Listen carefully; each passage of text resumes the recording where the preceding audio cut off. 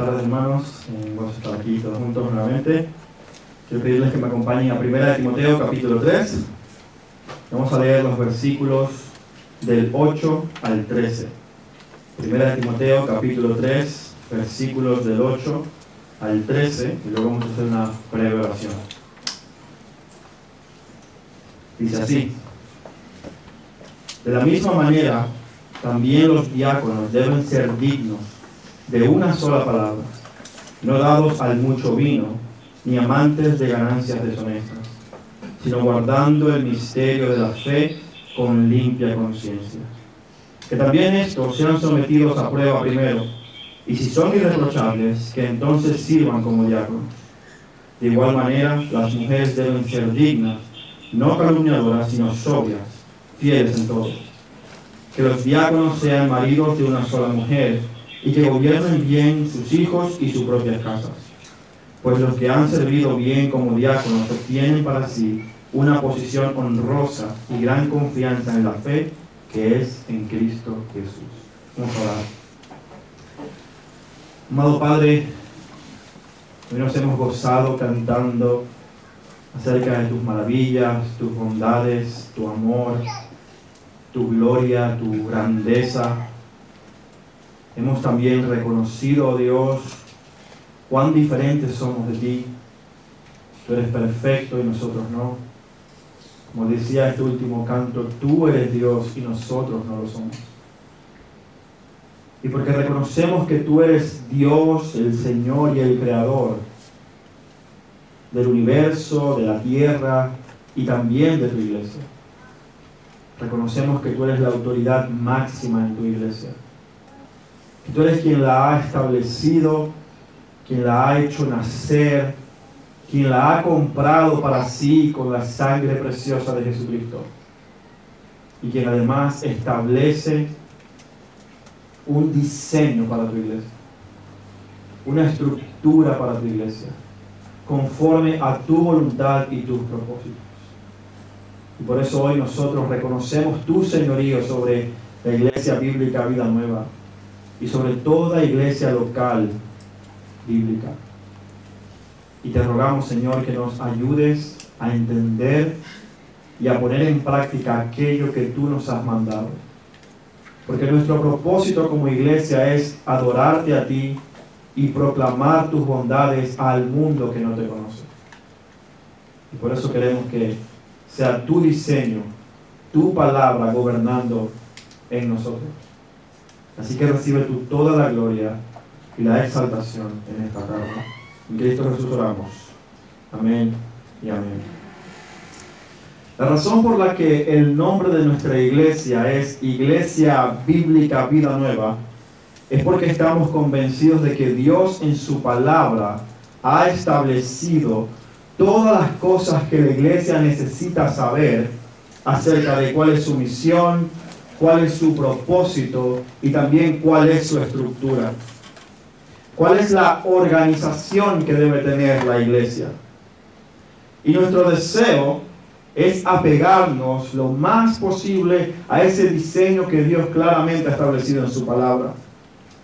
Nuestro deseo es apegarnos a la Escritura lo máximo posible. Y por eso reflejamos esto en nuestro nombre. Queremos ser una iglesia bíblica, es decir, una iglesia basada en lo que la Biblia dice, en lo que la Escritura enseña, y no en estrategias de hombres ni la imaginación de los hombres.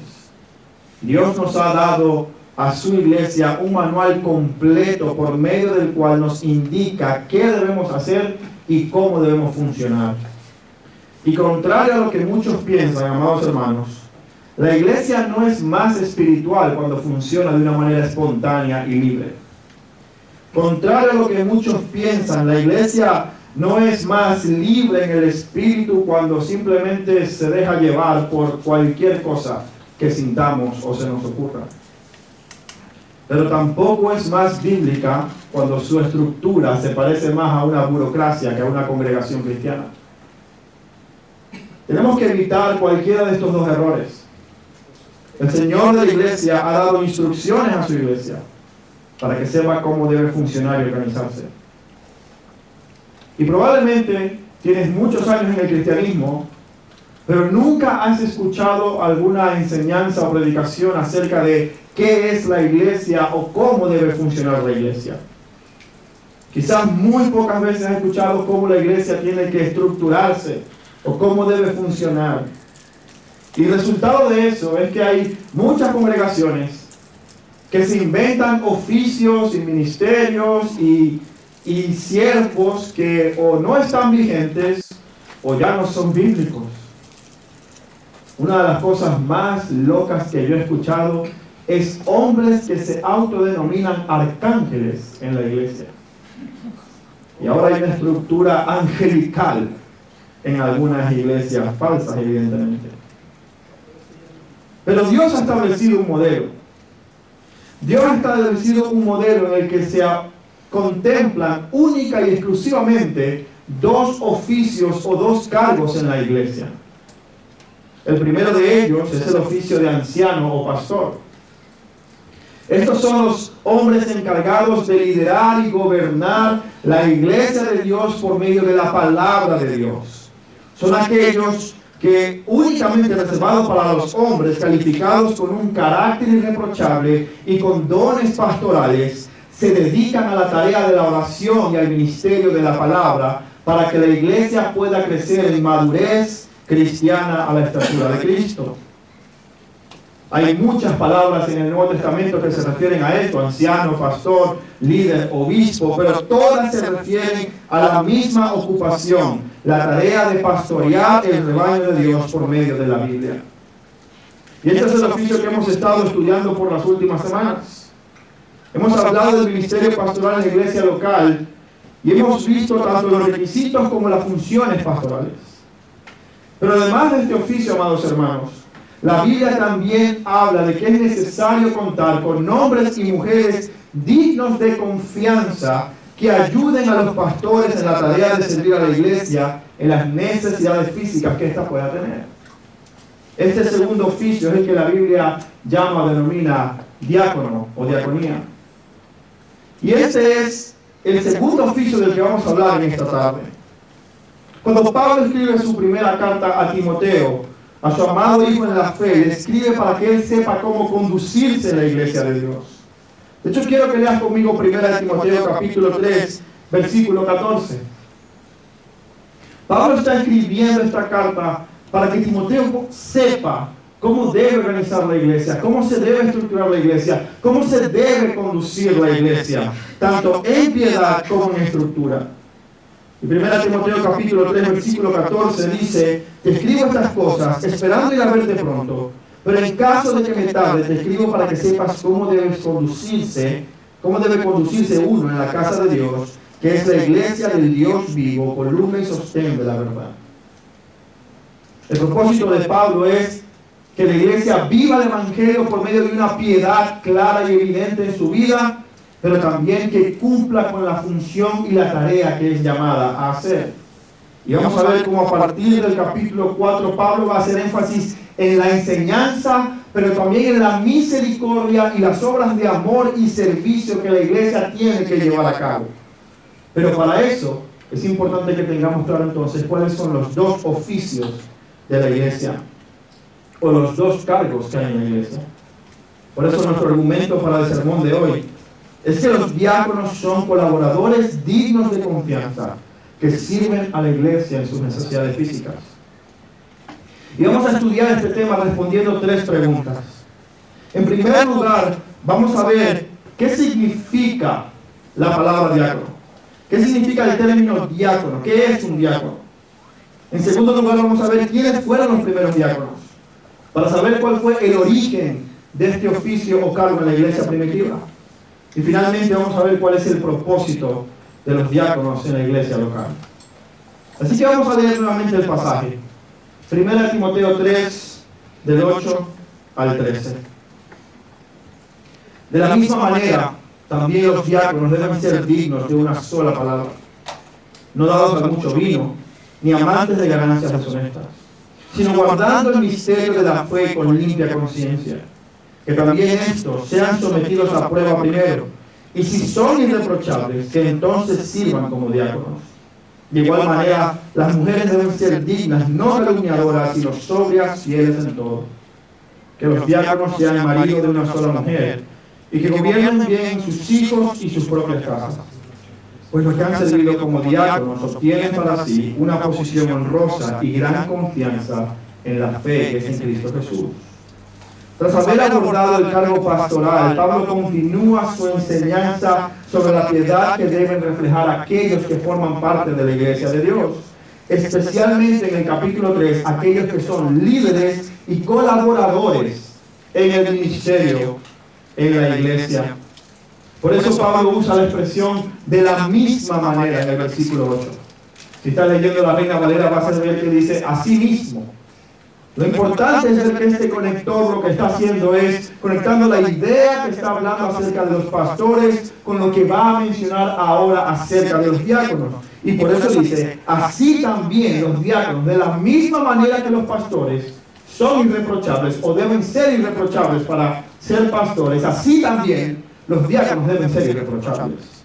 Y en el versículo 8 se nos dice que los diáconos deben ser dignos, deben ser de una sola palabra, deben ser no dados al vino, ni amantes de ganancias deshonestas. De hecho, se nos dice en el versículo 12 que deben ser puestos a prueba, en el versículo 10, perdón, deben ser puestos a prueba y que si son irreprensibles, entonces sirvan como diáconos.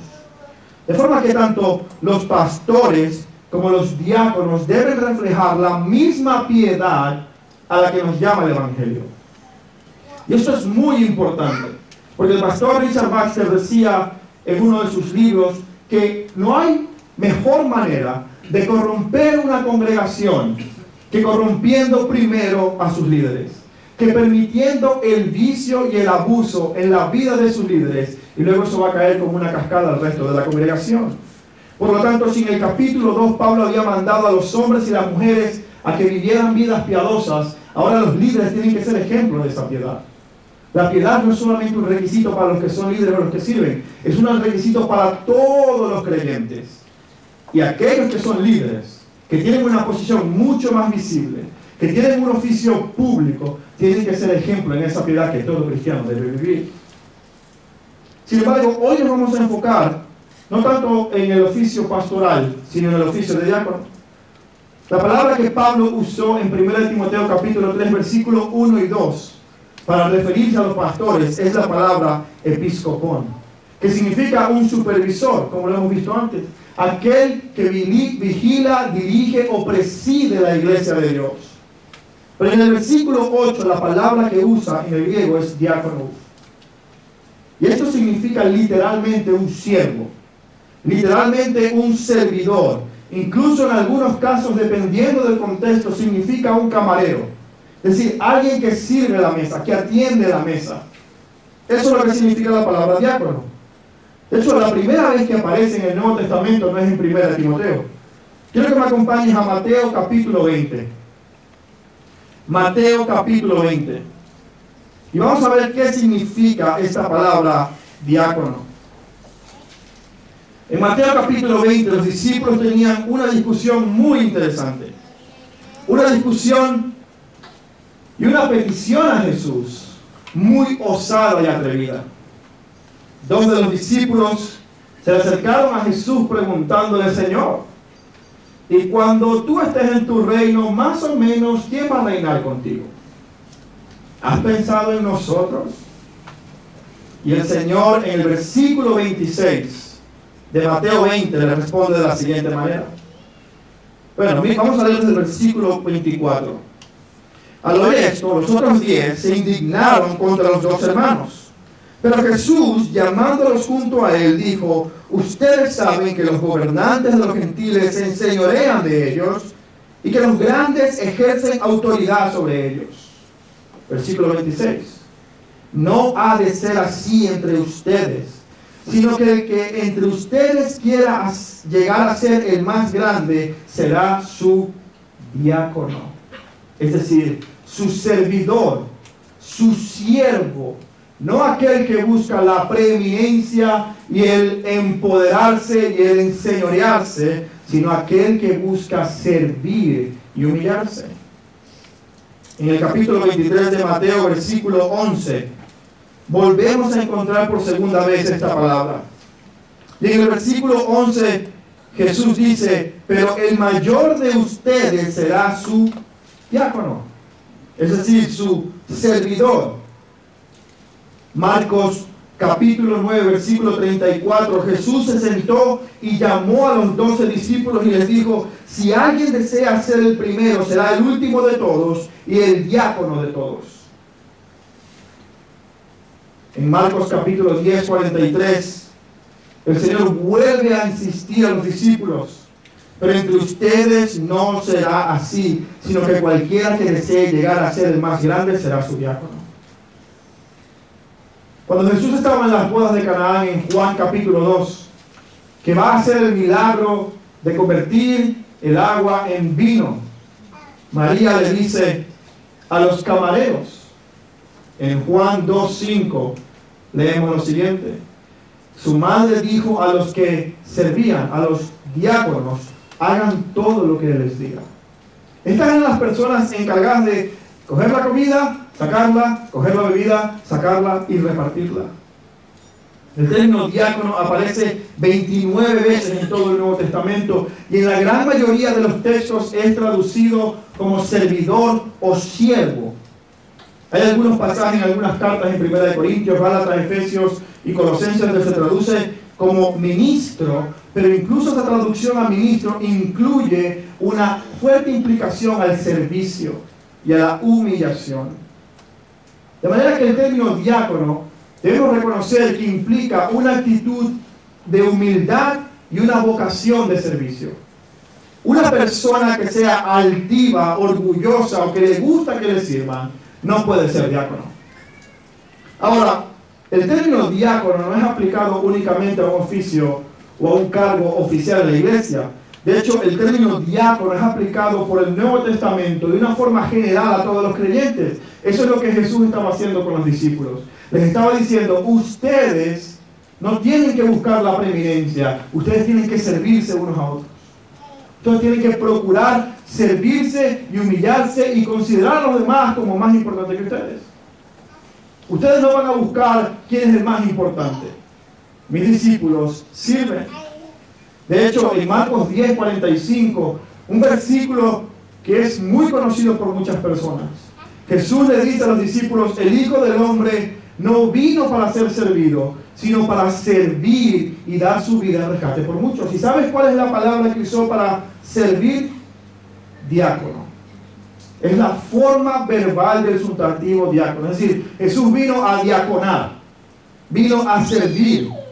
Y si nuestro Señor Jesucristo vino a ser un siervo, evidentemente todos los cristianos tenemos un llamado y debemos tener una actitud humilde y una vocación de servicio.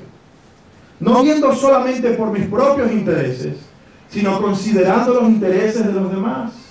Esa es la implicación de la palabra servidor. En Juan 13, 14 al 15, Jesús está lavando los pies de los discípulos y les dice lo siguiente: ustedes me llaman maestro y señor, y tienen razón porque lo soy. Y luego les dice: pues si yo, el Señor y el Maestro, le lavé los pies a ustedes, ustedes también deben lavarse los pies unos a otros.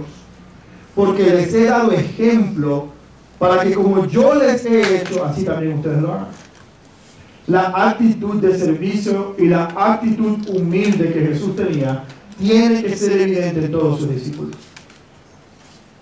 Así que lo primero que tenemos que entender es que de una manera general y amplia, todos nosotros somos diáconos. Todos nosotros tenemos que tener esa actitud humilde y vocación de servicio. De hecho, Pablo mismo se denomina a sí mismo un diácono. En Colosenses 1:25 dice que él fue hecho un diácono conforme a la administración que Dios le dio para beneficio de la iglesia. Él fue hecho un ministro servidor.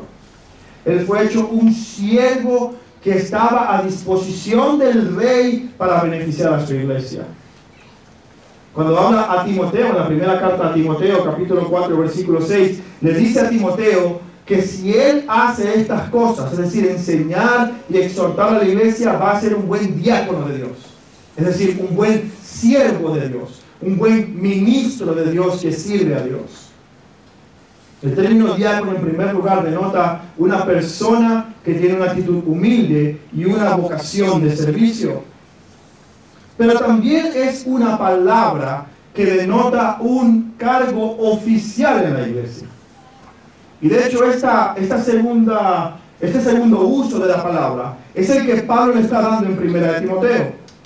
Pablo no se está refiriendo a todos los cristianos en su vocación de servicio que están llamados a tener. Pablo se está refiriendo a un grupo específico de personas que públicamente son reconocidos y son ordenados y se les encarga realizar una tarea de servicio específica. Y hay dos cosas o dos razones que nos llevan a pensar esto. En primer lugar, el flujo de pensamiento en toda la carta de 1 de Timoteo nos muestra que Pablo está hablando a distintos grupos de personas. En el capítulo 1 está hablando a Timoteo y a los falsos maestros. En el capítulo 2 está hablando en primer lugar a los hombres y luego a las mujeres. En el capítulo 3 está hablando a los pastores y ahora a los diáconos. Es decir, Pablo está tratando a un grupo específico de personas en cada parte del texto, todos apuntándolos a la piedad y a la sana doctrina. Pero en segundo lugar, el capítulo 3 en sí mismo nos muestra que su estructura es de dos oficios o dos cargos oficiales en la iglesia: los pastores y los diáconos. De hecho, el capítulo 3 nos dice que sean puestos a prueba y, si son irreprensibles, entonces sean ordenados como diáconos. Esto no quiere decir, amados hermanos, que una persona tiene que ser irreprensible para poder servir en la iglesia.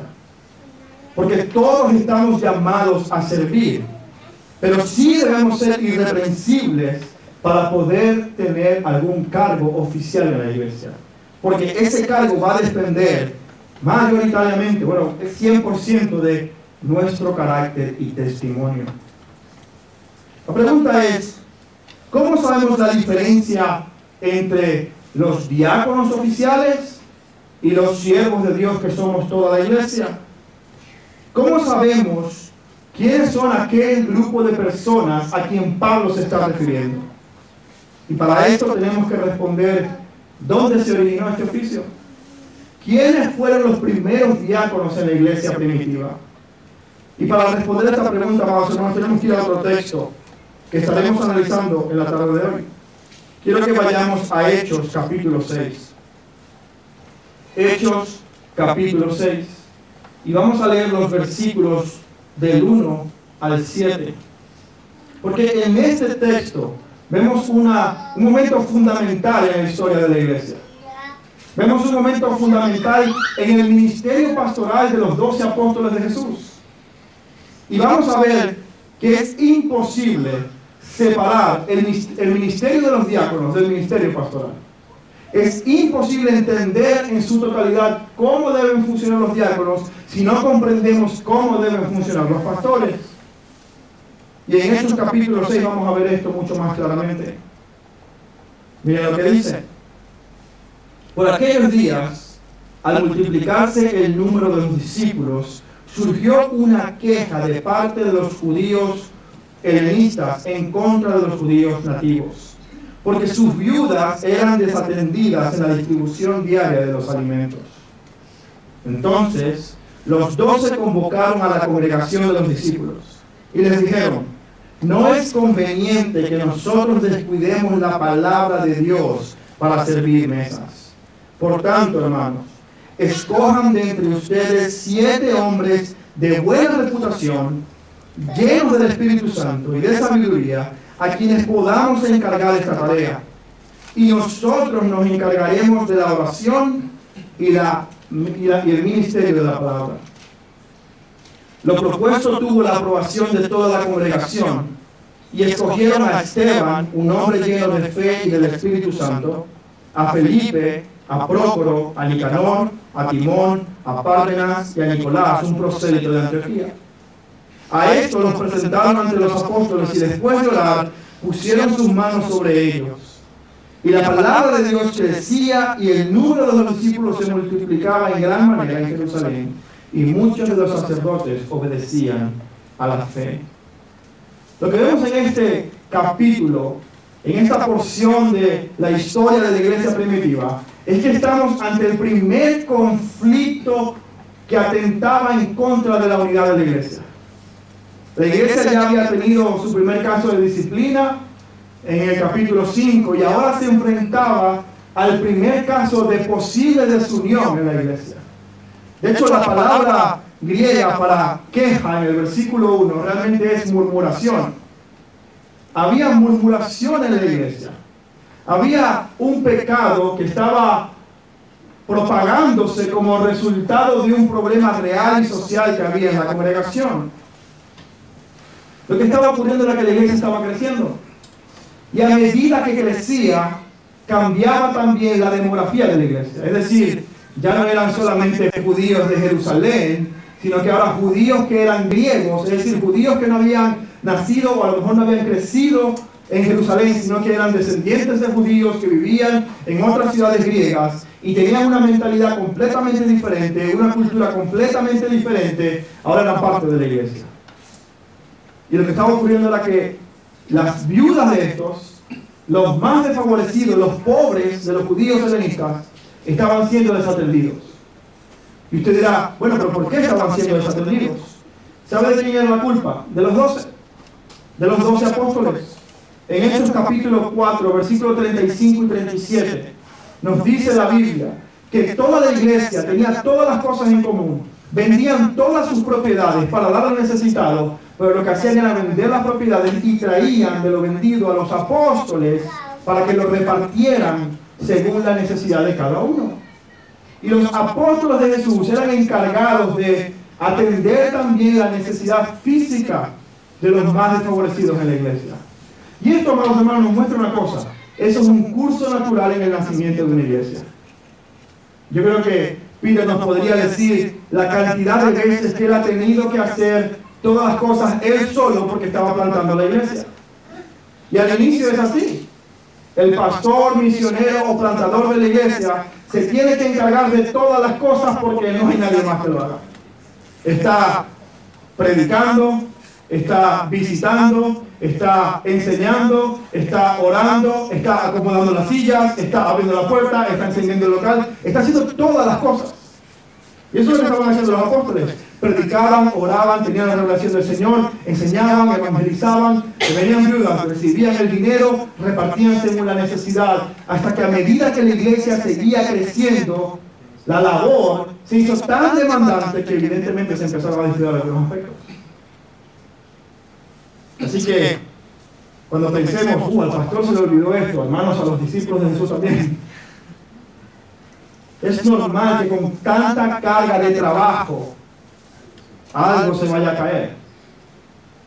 Esto no minimiza la gravedad del problema. Esto no quiere decir que no sea importante y que no se deba solucionar. De hecho, esto causó murmuración. Y amados hermanos, nosotros sabemos que la murmuración es algo nocivo para la unidad de la iglesia. La murmuración puede acabar con iglesias, lo ha hecho. Y esta iglesia que fue establecida por el mismo Señor Jesucristo y que estaba siendo pastoreada por los apóstoles de Jesús, estaba sufriendo ahora un caso de desunión. El problema era que esta mala distribución de la ayuda a los necesitados estaba generando un pecado, que era la murmuración. Y como resultado, la unidad de la iglesia se estaba viendo comprometida. Pero en segundo lugar, lo que vemos en este texto es que los pastores hicieron frente al problema. Los discípulos no se escudaron diciendo, pero ¿cómo te atreves tú a criticarme si yo soy un apóstol? Soy apóstol de verdad, además, escogido por el mismo Jesucristo. No, los apóstoles reunieron a la congregación y no evadieron el problema. No hicieron la vista gorda, no minimizaron la queja, no minimizaron el pecado. No lo dejaron pasar a ver si se iba. Sí, bueno, a lo mejor esta persona se cansa y se va y déjalo quieto. No. Ellos sabían cuál era la gravedad del problema y lo que hicieron fue enfrentar el problema de manera directa. No se escudaron en estoy muy ocupado. No, tomaron el liderazgo. El doctor Alexander Strauch, experto en liderazgo bíblico y autor los líderes temerosos se niegan a confrontar los problemas y han desmoralizado a muchas iglesias y organizaciones. Y es así. Los líderes tienen que enfrentar los problemas que son difíciles. Es parte del liderazgo. Y cuando están plantando una iglesia, al principio todo es muy bonito y el crecimiento es muy, a veces acelerado. Y con eso, amados hermanos, vienen también los problemas y los pecados. Los apóstoles son ejemplo de lo primero. Ellos enfrentaron la situación difícil, el primer caso de desunión en la iglesia. Tomaron la iniciativa. Ellos no esperaron que la queja llegara a ellos. De hecho, el texto nos dice en el original que hubo murmuración. La murmuración es algo secreto. La murmuración es algo que se hace a espaldas de otra persona. Y lo más probable es que esta murmuración comenzó a esparcirse en la congregación hasta el punto de que los apóstoles a lo mejor lo escucharon de una manera casual. Dijeron, ¿qué es esto que estoy escuchando? Y en ese momento decidieron tomar la iniciativa, reunir a la iglesia y decir, esto lo vamos a arreglar. Pero en tercer lugar, lo que vemos es que los pastores dejaron clara cuál era su prioridad en el ministerio. En el versículo 2, vemos que dicen, entonces los 12 convocaron a la congregación, tomaron la iniciativa, atacaron el problema, pero luego dejaron clara su prioridad. No es conveniente que nosotros descuidemos la palabra de Dios para servir las mesas.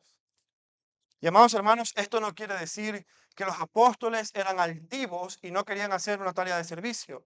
No quiere decir que ellos se creían muy importantes. De hecho, ellos eran los encargados de hacer eso en el capítulo 4 hasta que ocurrió este problema. Ellos eran parte del problema porque ellos no daban abasto para poder cubrir toda la necesidad. Ellos eran los encargados de esto. Pero ellos sabían cuál era la tarea esencial que Dios los había llamado a hacer. Dios había llamado a estos hombres a predicar el evangelio a toda criatura. Ellos no estaban evadiendo una posición de servicio. Estaban priorizando aquello que Dios les había llamado a hacer a ellos, especialmente en ese momento de la historia de la iglesia.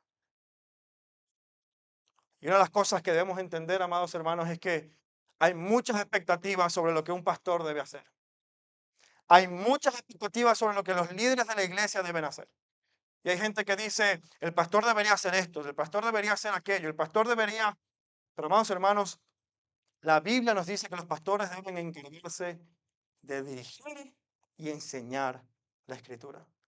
Hay muchas otras cosas que podríamos hacer, sí, y son buenas. Y si hay tiempo para eso, gloria a Dios. Pero en el momento que esas actividades que son buenas comiencen a llevarnos a la negligencia en la tarea esencial del pastor, en ese momento debemos dejar de hacerla. Porque la palabra de Dios es lo central en toda la escritura, en toda la congregación. A medida que la iglesia crece, la demanda del trabajo también crece. Y se hace necesario mucho más enfocarse en lo que es prioritario. Amados, esto ocurre en todas las esferas de la vida. En sus trabajos también. En los trabajos ocurre que uno siempre está haciendo lo urgente versus lo importante. Y todo el mundo en el trabajo tiene problemas para organizar su tiempo. Y siempre tiene que hacer una gesta para poder cumplir con lo demás. Y eso en el trabajo está mucho más limitado porque hay un horario, hay una paga y hay algo que está escrito en un contrato. Pero en el ministerio pastoral muchas veces eso es una línea que ni siquiera es visible. Y hay muchos pastores que están agotados, cansados. Y no estoy hablando de pastores de ejecuciones, pastores a tiempo completo que no tienen ningún horario establecido, sino que atienden todo. Pero no debe ser así. La prioridad de un pastor es la oración y la escritura, como veremos más adelante. Los discípulos dijeron, esto es un problema real. No estamos minimizando el problema, Pero queremos decirle, iglesia, que nuestra tarea principal es la que el Señor nos ha mandado a hacer. Entonces los apóstoles se enfrentaron al primer caso de desunión, atacaron el problema de frente, dejaron clara cuál era su prioridad, pero también proveyeron un liderazgo, una guía y una dirección para conducir a la iglesia por medio de este caso de división. Y los apóstoles le dijeron a la iglesia cómo y qué debían hacer, cómo y qué iban a solucionar este problema. No simplemente dijeron, hey, yo no lo puedo hacer, búsquense la vida. No, proveyeron un liderazgo en la iglesia, porque eso es lo que los líderes hacen. Dieron una dirección y una guía a la iglesia para que la iglesia supiera cómo actuar. Y en el versículo 3 dice, por tanto, hermanos, escojan de entre ustedes 7 hombres de buena reputación, llenos del Espíritu Santo y de sabiduría, a quien podamos encargar esto. Fíjense esto. Los apóstoles nos dijeron, bueno, hay un problema. Busquen a ver quién lo quiere hacer. Y el que quiera, ese es. No, los apóstoles establecieron un criterio para que la iglesia tomara una decisión. Dijeron, iglesia, vamos a hacer esto. Y este es el criterio bíblico para tomar esa decisión. Por eso ellos no podían abandonar el ministerio de la palabra. Si ellos abandonaban el ministerio de la palabra, no iban a poder guiar a la congregación. ¿Cómo podían darle a conocer los criterios bíblicos para tomar la decisión si ni siquiera estaban estudiando y aprendiendo ellos del Señor? Ellos proveyeron un liderazgo, establecieron los criterios y dijeron, esto es lo que vamos a hacer, iglesia. Y eso nos muestra una cuarta cosa, bueno, una quinta cosa, perdón. Nos muestra que los líderes de la iglesia involucraron a la iglesia. Porque escúchame bien, iglesia. Este problema no era de los apóstoles, ellos lo causaron, pero era un problema de la iglesia. Y era un problema que la iglesia tenía que resolver. De hecho, les dijo, escojan ustedes, no nosotros. Aquí está la enseñanza, este es el criterio, estos son los requisitos que debe tener. Bíblicamente esto es lo que manda el Señor. Iglesia, adelante. Escoge, actúa, sirve. Y de entre vosotros buscad 7 hombres que resuelvan este problema, conforme a estos requisitos. La iglesia estuvo involucrada en la toma de decisión. La iglesia participó activamente en la solución de este problema. Los pastores son los que proveen el liderazgo, pero no son los que hacen todas las cosas. Y la iglesia respondió. ¿Cómo respondió? Escogiendo a 7 hombres conforme a los requisitos bíblicos que enseñaron los pastores. ¿Y qué hicieron los pastores? Siguieron pastoreando. Versículo 4. Y nosotros nos entregaremos a la oración y al ministerio de la palabra. Los apóstoles siguieron manos a la obra, haciendo aquello que Dios los había llamado a hacer. Así que la iglesia en Jerusalén respondió escogiendo a estos 7 hombres, que fueron luego reconocidos públicamente, no solamente por los apóstoles, sino por toda la congregación, para encargarles una tarea que debía ser digna de confianza. Ellos iban a manejar las finanzas y la distribución de los alimentos en la iglesia para los necesitados. ¿Tú sabes lo confiable que tienen que ser estas personas? Manejar recursos económicos para favorecer a aquellos que son desfavorecidos. ¿Cuánta corrupción no hemos visto nosotros en los gobiernos y en muchos sitios por manejo de estos recursos? Y en la iglesia del Señor no debía ser así. Por eso debían tener un carácter irreprochable. Y uno dirá, pero si lo que iban era a servir mesas. Bueno, amado hermano, eso nos muestra que en el servicio al Señor, aún el servir mesas demanda una piedad y una devoción a Cristo. Y eso es lo que tenían que hacer estos diáconos. A diferencia de cualquier otro miembro de la congregación, el diácono que está llamado a servir, como todo cristiano, el diácono es un oficio, un cargo que es necesario para que la iglesia pueda mantener su unidad y estabilidad. Los pastores no son más importantes que los diáconos. Los diáconos no son más importantes que los pastores. Los pastores no son más importantes que los miembros, ni los miembros más importantes que los pastores. Somos un cuerpo y absolutamente todos debemos funcionar como funciona un cuerpo, de una manera estructurada, organizada, con un mismo propósito y un mismo fin. Todos los creyentes estamos llamados a servir, pero solo algunos estamos llamados a servir en cargos oficiales en la iglesia, establecidos por el Señor para su iglesia, a fin de que la iglesia siga funcionando como Dios quiere. Nuevamente el doctor Strauch dice que el hecho de que los diáconos deban cumplir ciertas características o requisitos y que deban ser examinados públicamente antes de que comiencen a desempeñarse como diáconos, revela que ellos ejercen responsabilidades oficiales de confianza pública. ¿Qué quiere decir esto? Un diácono, amado hermano, es un hombre o una mujer que públicamente es reconocido por la congregación como alguien que es digno de confianza y es ordenado por los pastores para encargarse de un servicio específico. Y este diácono tiene autoridad y debe tener cierto liderazgo para poder guiar esa área específica que le es encargada. Estos 7 diáconos, Esteban, Prócoro, Nicanor, todos ellos podían tomar la decisión de cuánto dinero iban a entregar, de cuántos alimentos iban a entregar, de cómo iban a distribuir las mesas, de cómo iban a organizar las personas, de cuándo lo iban a hacer. Ellos tenían la confianza de los apóstoles para encargarse y decidir esto. Y eso es lo que la iglesia necesita, además de los pastores. Hombres, mujeres que sirvan siendo dignos de confianza para atender las necesidades de la iglesia. Esto nos lleva a nuestro último punto. ¿Cuál es el propósito de los diáconos? ¿Para qué existen los diáconos? Y nuevamente hemos visto que su nacimiento como un cargo oficial en la iglesia está estrechamente conectado al cargo pastoral. Y quiero decirles algo, amados.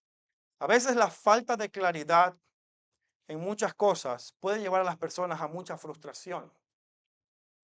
Y cuando a alguien se le dice, mira, tú eres diácono, pero no se le dice qué tienes que hacer o cómo lo tiene que hacer o para qué existe el diaconado, esa persona puede estar perdida y decir, bueno, ¿qué es lo que tengo que hacer? Esto pasa en todos lados.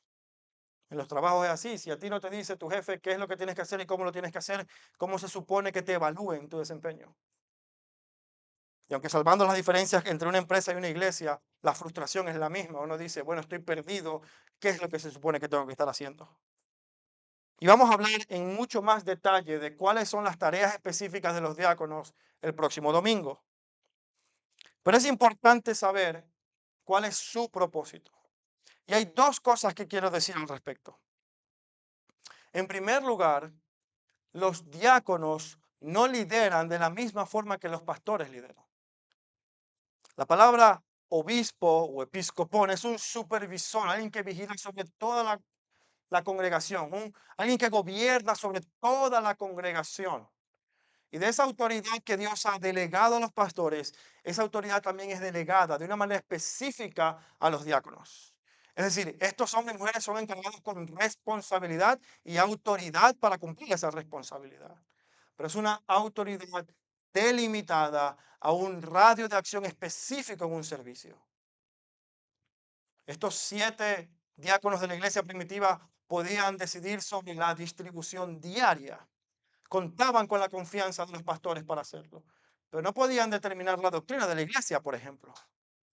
Y tampoco en el concilio de Jerusalén, cuando hubo un conflicto diciendo se tienen que circuncidar los gentiles, se reunieron los discípulos de Jesús, los 12 apóstoles, más los pastores, pero los diáconos no estaban allí.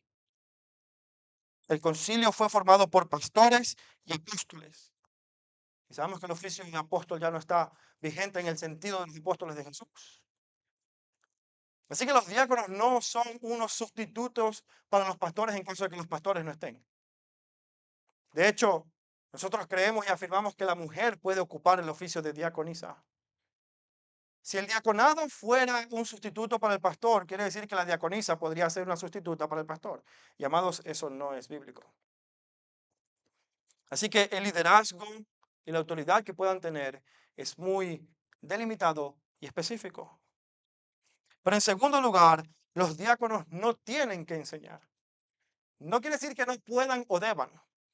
Quiere decir que no es un requisito para los diáconos el tener que enseñar o el tener el don de enseñanza.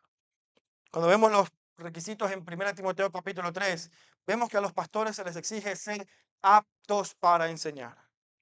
Debe poder proclamar, enseñar y aplicar la palabra de Dios correctamente a la vida de las personas y a la propia. Pero en el caso de los diáconos no es así. Un diácono no tiene la responsabilidad de enseñar. Un diácono que no tenga el don de enseñanza no queda descalificado del diaconado. Un pastor sí, una persona que aspire al cargo de obispo y no tenga el don de enseñanza, por muy irreprochable que sea, no puede ser pastor. Esto no quiere decir que no puedan o no deban. De hecho, hay diáconos que tienen el don de enseñanza. En mismo Hechos capítulos 6, 7 y 8, vemos que Felipe y Esteban tuvieron ministerios públicos de la palabra. Enseñaron, predicaron y evangelizaron. El evangelio llegó a Samaria gracias al ministerio de uno de los diáconos, Felipe. Los diáconos pueden predicar y enseñar si son hombres públicamente, pero no es un mandamiento bíblico. En nuestra iglesia tenemos algunos diáconos que tienen el don de enseñanza. Y como pastores le damos gracias a Dios por eso. Y los ponemos manos a la obra. Un diácono puede sin ningún problema enseñar, pero no es un requisito indispensable de su llamado al diaconado. Así que, ¿para qué existen los diáconos? Vamos a profundizar mucho más en esto el próximo domingo. Pero de una manera sencilla, el diácono existe por dos propósitos. En primer lugar, atender una necesidad física de los hermanos de la iglesia. Los primeros diáconos fueron encargados de lo que nosotros conocemos hoy en día como ministerios de misericordia o aquí en Vida Nueva como ayuda social. Básicamente eso era lo que los diáconos estaban haciendo. Recibir las donaciones, distribuir las donaciones según la necesidad de cada uno. Los diáconos tienen el alto llamado de Jesús de satisfacer la necesidad física con los recursos que la iglesia tenga a su disposición para atender la necesidad de los hermanos. ¿Qué le dijo Jesús a sus discípulos? Tuve hambre y me diste de comer, tuve sed y me diste de comer, estuve desnudo y me diste vestido, estuve en la cárcel y me visitaste. Y los discípulos dijeron, ¿cuándo hicimos esto? Cuando lo hiciste por alguno de estos. Es un llamado de honor. Por eso 1 Timoteo 3 nos dice que aquellos que sirven fielmente en el diaconado tienen un servicio honroso, porque es algo que el Señor ha llamado a la iglesia a hacer. Y estas personas imitan a Cristo. Cristo fue aquel que cuando vio a la multitud tuvo compasión y dijo, que no se vayan a su casa. La misericordia en mi corazón no me permite enviarlos. Y escuchen bien, Cristo les había predicado la sana doctrina. Y Cristo les puede haber dicho, mira, son que envío al hombre, sean bíblicos, vayan para su casa y coman en su casa, ¿no? La misericordia va acompañada de la sana doctrina, o al revés, la sana doctrina tiene que ir acompañada de la misericordia. Jesús tuvo compasión y dijo, les he predicado la verdad, he abierto sus ojos, ahora voy a satisfacer su necesidad física. Y esto es un ministerio que la iglesia debe tener. La verdad y el amor deben ir de la mano. Así que los diáconos son una pieza fundamental en este llamado a la acción que la iglesia tiene. Ellos están para servir una necesidad física. Pero su segundo propósito es asistir y aliviar la carga de los pastores para que se puedan dedicar a la oración y al ministerio de la palabra. Y esto implica todo lo que acabamos de ver en Hechos capítulo 6. Atacar los problemas, dirigir a la congregación, guiar, liderazgo, oración, predicación. El diácono es fundamental para el ministerio pastoral. Es fundamental para la iglesia. De hecho, Sin los diáconos de la iglesia primitiva, probablemente la iglesia en Jerusalén se hubiese dividido. Los diáconos evitaron que eso ocurriera. Es fundamental, amados hermanos. Es un grado de honor ser un siervo de Jesucristo. Lo que pasa es que a veces tenemos una mentalidad como el mundo de que si no estoy en la posición de autoridad y si no soy el que toma las decisiones, entonces me están denigrando. Y no. Por eso Jesús le dice a sus discípulos, no es así entre ustedes. El que quiera ser el mayor, que sea el servidor de todos. El ser un siervo es el llamado más honroso que un cristiano tiene en su profesión, de imitar a Cristo, quien vino a servir y no a ser servido. Así que los diáconos existen para esto: satisfacer la necesidad física de la iglesia y aliviar la carga de trabajo ministerial que hay sobre los pastores. La pregunta es, muy bien, perfecto, ahora ¿cómo aplico esto a mi vida? Pues hay dos cosas brevemente que quiero animarte a hacer. En primer lugar, quiero decirte, hermano, hermana, comienza a servir. Comienza a servir.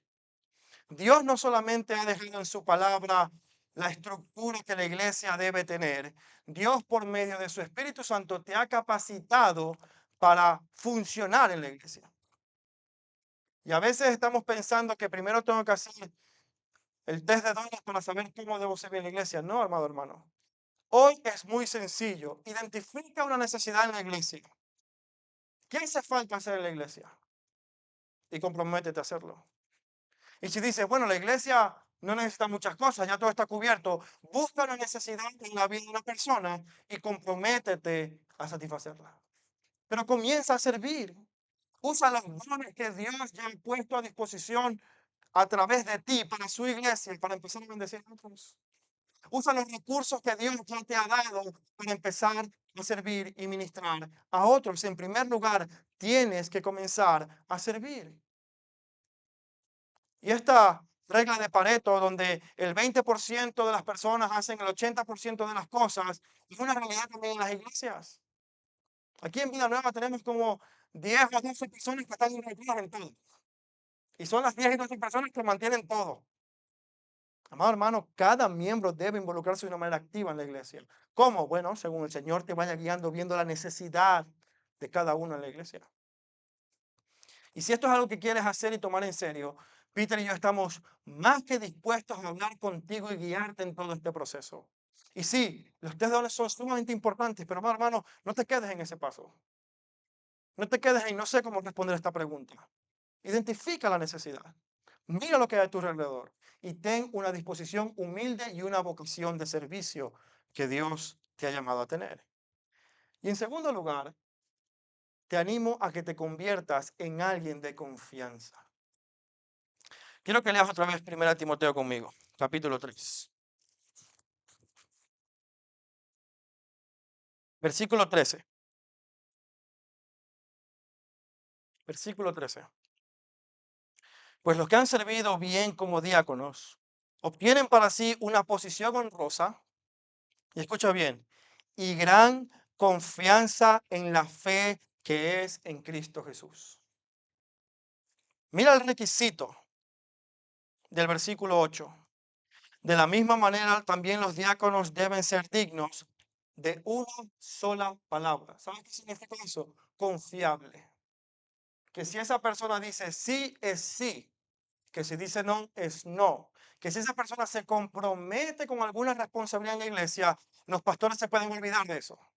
Y decir, descanso en el hecho de que esta persona está comprometida con esta necesidad de la iglesia. Y ya no tengo yo que estar desviando mi atención de pastorear la congregación para atender eso. Amor hermano, yo les quiero decir algo. Bueno, no sé si fue así, pero creo que hoy quien sacó los avisos de la iglesia fuiste tú, ¿no, Peter? Y yo digo, bueno, el pastor, no porque no lo pueda hacer, porque ni le quita ni le añade sacar los avisos de la iglesia. Pero un pastor tiene que estar dedicado a la tarea pastoral. No tiene que estar pensando en acomodar la silla, hay que prender el aire, hay que encender la luz. Y creo que estoy 100% de acuerdo con Peter cuando dice, hermano, llega a las 3:45 para que al menos encienda las luces tú. y no lo tengamos que hacer nosotros. Conviértete en una persona de confianza que cuando toma una responsabilidad puedes quitarle ese dolor de cabeza a las personas que ya tienen mucha carga de trabajo ministerial. Porque lo que va a ocurrir entonces es que algo se va a caer. Y escúchame, lo que no se puede caer es la predicación de la palabra. Eso no lo podemos descuidar. Hay muchas personas que comienzan animadas a servir y están emocionadas y son nuevos miembros y empiezan a servir, pero a medida que dicen, es que llegar al local es difícil. Tengo que caminar de Fuente de la Mora para allá y voy a llegar tarde. Entonces ya en vez de ser un alivio para los pastores, se convierte en un dolor de cabeza. Bueno, esta persona se supone que tenía que hacerlo, pero bueno, conviértete en una persona confiable. Sea una persona en quien los pastores puedan descansar y decir, gracias a Dios por el ministerio de este diácono o esta diaconisa, porque sin ellos la iglesia no podría funcionar. Comienza a servir y conviértete en alguien de confianza. La iglesia debe funcionar según el diseño bíblico, pero también debe funcionar con la participación de cada uno de nosotros, no solamente de los pastores.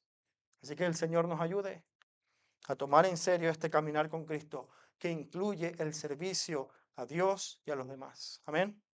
Vamos a orar. Padre, gracias por tu palabra y gracias porque tú eres un Dios bueno, un Dios que nada se te escapa. Y aunque es verdad que nosotros quienes te servimos sufrimos con todas las demandas del trabajo que a veces hay sobre nosotros o frente a nosotros, podemos descansar que a ti no te falta tiempo, a ti no te falta fuerza, a ti no te faltan recursos, a ti no te falta absolutamente nada, tú eres el dador de todo. Y por eso te pedimos a ti que levantes, oh Dios, en esta iglesia, hombres y mujeres dignos de confianza, que tomen en serio la responsabilidad de servirte y participen activamente en tu iglesia, poniendo a disposición los dones y recursos que tú les has dado, para gloria tuya y edificación de tu pueblo.